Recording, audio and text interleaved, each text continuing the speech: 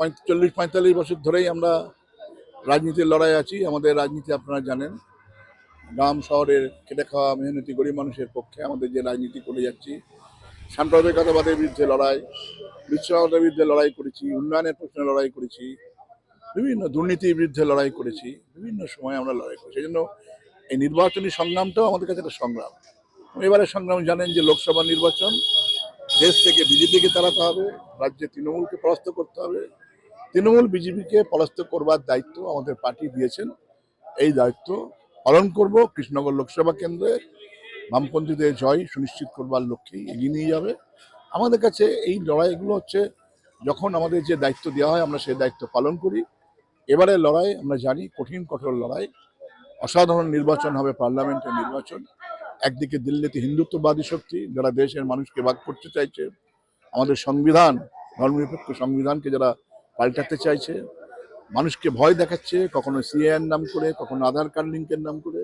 আবার রাজ্যে তৃণমূল কংগ্রেসও তারা এই সমস্তগুলো দিয়ে মানুষকে ভয় দেখানোর চেষ্টা করছে, বিভাজন করবার চেষ্টা করছে। এই বিভাজন, ভয় দেখানোর রাজনীতির বিরুদ্ধে মানুষের রুটি রুজি কাজ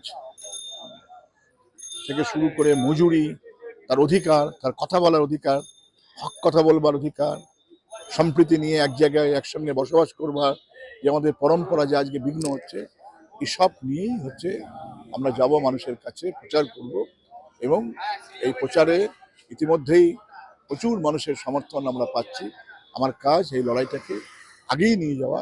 রাজ্যের বামফ্রন্ট আমাকে যে দায়িত্ব দিচ্ছেন এই লোকসভা কেন্দ্রের মধ্যে, সেই দায়িত্ব পালন করবো। সেজন্য আমার ভালো লাগা না লাগা না, ঠিকই একটা নতুন লড়াই, সে লড়াইয়ে আমাকে কান্ডারি হিসেবে ভূমিকা পালন করতে হবে।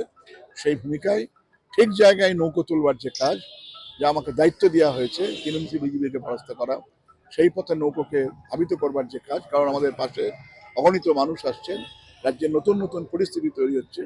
পরিবর্তিত পরিস্থিতিতে সেই মানুষগুলোকে ঐক্যবদ্ধ করে, বুথে ঐক্যবদ্ধ করে, রাজ্যে যে লাগামহীন বেলাগাম যে দুর্নীতি, সেই দুর্নীতির বিরুদ্ধে আমাদের ছেলেদের যে আর্তনাদ, বেকার ছেলেদের কাজ নেই, শিল্প নেই, তার যে যন্ত্রণা, মা বোনদের যে যন্ত্রণা, বিশেষ করে দেখেছেন সেই পার্ক স্ট্রিট, কাটোয়া, সন্দেশখালী ধরে গোটা রাজ্যে যেভাবে 11 সালের পর থেকে মা বোনদের উপর অত্যাচার হচ্ছে, আবার ওদিকে দিল্লিতেও যারা সরকার চালনা করছে সেভাবে দেখেছেন কিভাবে উন্নাও থেকে শুরু করে, হাতরাস থেকে শুরু করে মা বোনেরা আক্রান্ত হচ্ছে।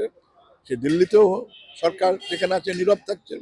মণিপুরের ঘটনা আপনারা জানেন। এসবের বিরুদ্ধে আমরা মানুষের কাছে যাব এবং মানুষের কাছে সমর্থন চাইব।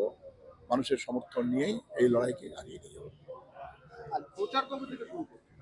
আমাদের প্রচার তো আমরা আছি সবসময়, এই মুহূর্তেই আমরা প্রচারের মধ্যে রয়েছি, প্রতিদিন আমরা প্রচারের মধ্যে রয়েছি।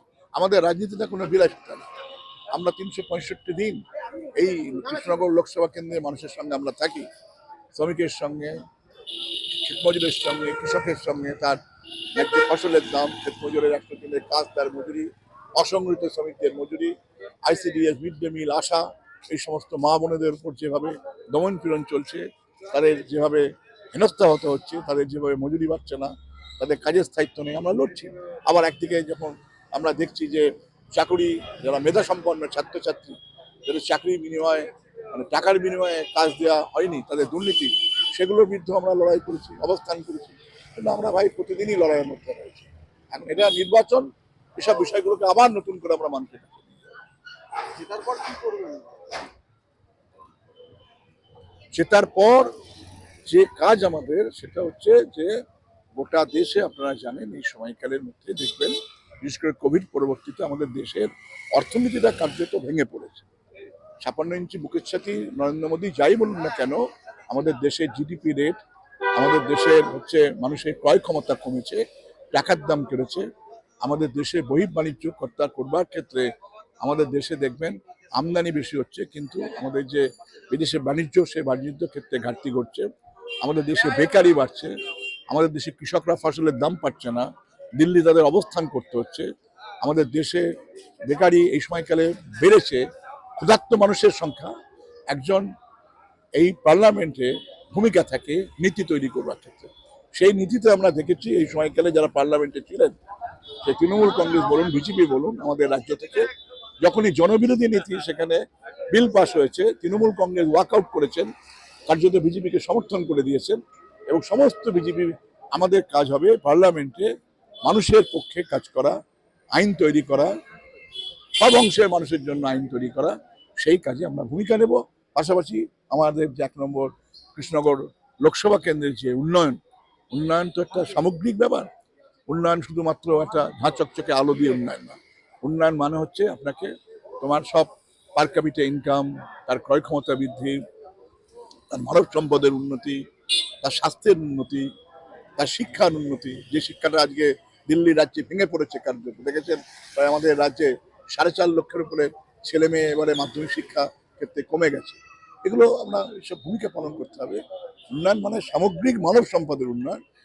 আমাদের লোকসভার মধ্যে সেই ভূমিকা কৃষ্ণনগর পার্লামেন্ট কনস্টিটুয়েন্সির মধ্যে হতে হবে এবং এই কথাই দিল্লিতে তুলে ধরা হবে। দিল্লিতে যা বলা হবে কথা কোনো কর্পোরেটের জন্য না, কোনো আদানির জন্য নয়।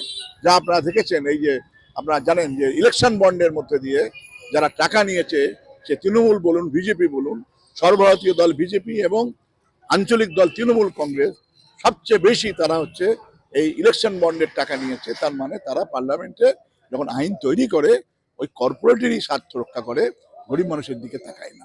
একমাত্র সিপিআইএম, কাস্ত হাতুড়ি তারা, লাল ঝান্ডা তারা এই কর্পোরেটের কাছ থেকে কোনো ইলেকশন বন্ডের টাকা নেয়নি, মামলা করেছে, সুপ্রিম কোর্ট রায় দিয়েছে। ইলেকশন কমিশনকে কালকের মধ্যে তা সাধারণ মানুষের কাছে প্রকাশ করতে হবে। সেই দল হচ্ছে সিপিআইএম, বামপন্থী